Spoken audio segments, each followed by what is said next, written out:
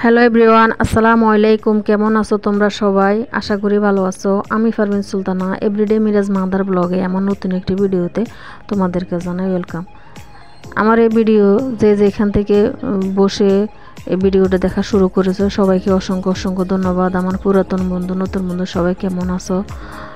দোয়া করি সবাই সবার জায়গা থেকে যেন ভালো থাকে, সুস্থ থাকে। তা আমি আজকে সকালে কোনো নাস্তা বানাই, আমার ছেলে মাদ্রাসা যায় না, বলছে আম্মু আজকে আমি পরোটাও খাবো না, রুটি খাবো না, আমি আজকে অন্য নাস্তা খেতে চাই। তো আমি বলি কী নাস্তা বলো? ছেলে বলে আমি আজকে বাটার বান খাবো। তো ছেলের যেটাই বলছে ওটাই হবে। তো দুটো বাটার বান ছেলেকে দিয়ে আনিয়েছি, আর আমি দুধ চা বানিয়ে নিয়েছি। এখানে আমি আমার চায়ের কাপে দিয়ে দিলাম 2টা জিরো কল, আর আমার ছেলের কাপে দিলাম চিনি। তো হয়তো আপনারা অনেক প্রশ্ন জাগতে পারে মনে যে আপু তোমার কি ডায়াবেটিসের সমস্যা? না আপু, আমার কোনো ডায়াবেটিস নেই, আমি চিনিটা মানে একটু অ্যাভয়েড করি। তো আর কি, আমার মায়ের ডায়াবেটিস আছে, এই কারণে আমি একটু চিনিটা কম খাইতে চেষ্টা করি। তো দোয়া করি আল্লাহ শত্রুকে যেন এই রোগটা না দেয়। আমার মায়ের এই রোগ সমস্যাটা আছে ডায়াবেটিসের, কত যে কষ্ট আমি দেখি, এ কারণে আমি আর কি চিনিটা একটু খাই না।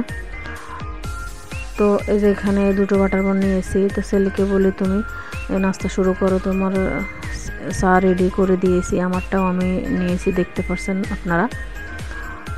তো ওই যে ডায়াবেটিসের কথা বললাম, ডায়াবেটিস আমার মার আছে, অনেক কষ্ট আমার মার। আমি সব সময় যখন বাড়িতে যাই দেখি, এখন তো গ্রামের বাড়িতে আমার মা থাকে, আমি তো থাকি ঢাকায়, তো কতটা কষ্ট দেখলে বোঝা যায়, কারণ আমি চিনিটা খাইতে চাই না। তো নাস্তা খাওয়া শেষ, আমি টেবিলটা একটু ক্লিন করে নিতেছি, আর যেগুলো ময়লা হয়েছে চায়ের কাপ, তো ওগুলো আমি ধুবো এখন আলাদা করে, যে হাতে নিয়ে নিলাম আর কি। তো আমি এই যে টেবিলটা পরিষ্কার করে তারপরে এই যে আমি চলে যাব আজকে যে যে সবজি রান্না করবো ওগুলো কাটাকুটা করতে। এই যে পুরা আমাদের জাতীয় ফুল শাপলা, আজকে আমি শাপলা রান্না করব। শাপলাগুলো কেটে তারপর নিব, এই যে এখানে নিতেছি একটা ট্রেতে রেখে, এখন কাটবো এগুলা।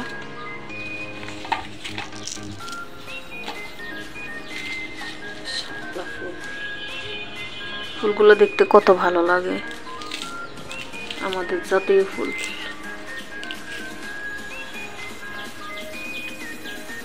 তো ঠিক আছে, আমি কেটে নিয়ে আসবো। তো আমি এখানে শাপলাগুলো কেটে নিতেছি।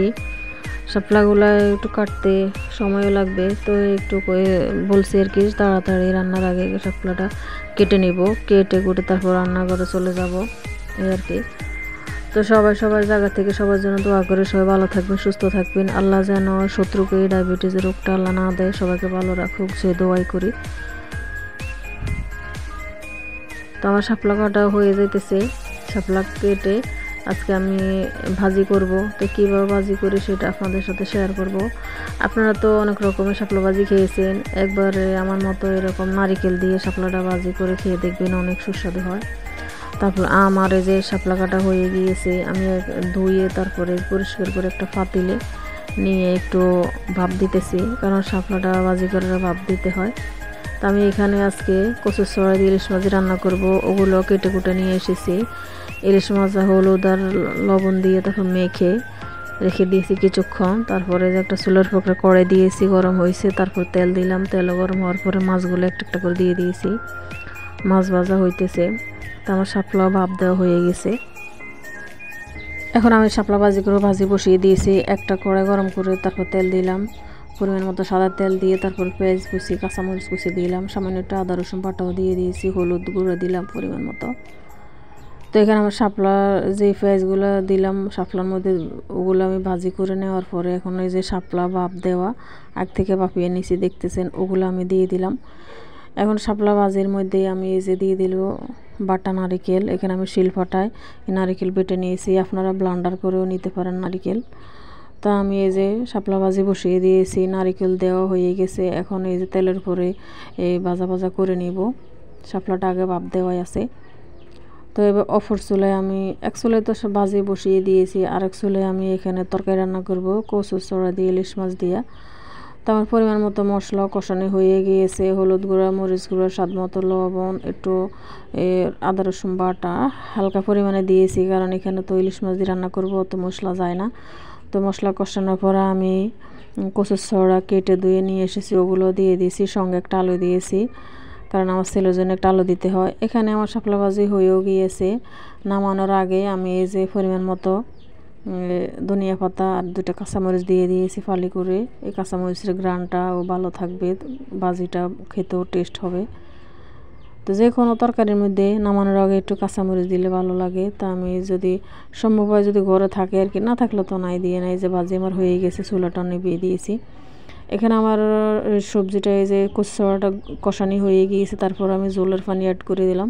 জলের পানি এখন বলক এসেছে, আসার পর আমি ভেজে রাখা ইলিশ মাছ একটা একটা করে দিয়ে দিতেছি। ইলিশ মাছ দিয়ে কচু ছড়া দিয়ে তরকারি রান্না করলে অনেক টেস্ট হয়। তো আমি আজকে দুটো পদে দেখালাম তোমাদের সাথে। যারা জানো তারা তো জানোই, যারা জানো না তাদের জন্য একটু দেখিয়ে দিলাম, কারণ আমি প্রতিদিন সংসারে যে কাজগুলো করি ওগুলোই আমি তোমাদের সাথে শেয়ার করি। তোমরা আমার ভুল ত্রুটি অবশ্যই ক্ষমা করে দিবা, সুন্দর দৃষ্টিতে দেখবা, তোমাদের বোন মনে করে নিবাই আর কি। তো ভাইও আফুরা আমার তরকারি রান্না হয়ে গেছে, শেষ পর্যায়ে আমি এই যে ধনিয়া পাতা কাঁচামরিচ দিতে চলে এসেছি। আপু এবং ভাইয়া, তোমরা যদি আমার সাথে এই মুহূর্তে চলে এসেছো আমার সাথে, ভিডিওটা কন্টিনিউ করতে আমার সাথেই আছো, তোমাদেরকে অসংখ্য অসংখ্য ধন্যবাদ। মন থেকে দোয়া করি সবাই ভালো থাকো, সুস্থ থাকো। আর যারা আমার চ্যানেলে নতুন আজকে ভিজিট করছো, তোমাদের কাছে আমি একটা কথা বলি, আমার চ্যানেলটি সাবস্ক্রাইব করে দিয়ে আমার পাশে থাকতে পারো। তো আমার দুপুরে রান্না বান্না শেষ হয়ে গিয়েছে আপু। এই যে এখন আমি সব টেবিলের উপরে নিয়ে এসেছি যেগুলো রান্না করেছি আজকে।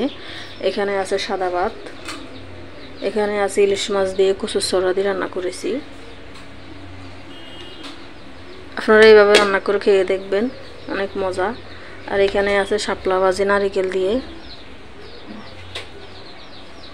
নারিকেল দিয়ে শাপলা ভাজি করলে অনেক বেশি মজা হয়, আপনারা খেয়ে দেখবেন। হয়তো নারিকেল দিয়ে খান নাই, এমনিতে ভাজি করে খেয়েছেন, তো নারিকেল দিলে ভাজির স্বাদটা আরও বেড়ে যায় দ্বিগুণ।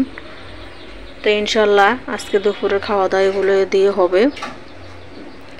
এখন আজানও দিয়ে দিয়েছে, গোসল করব, ঘরের কাজকর্ম শেষ হয়ে গেছে। তো গোসল করে নামাজ পড়বো ইনশাল্লাহ, তারপর আমরা এই তরকারি দিয়ে আজকে ভাত খাবো। তো সবাই ভালো থাকবেন, সুস্থ থাকবেন।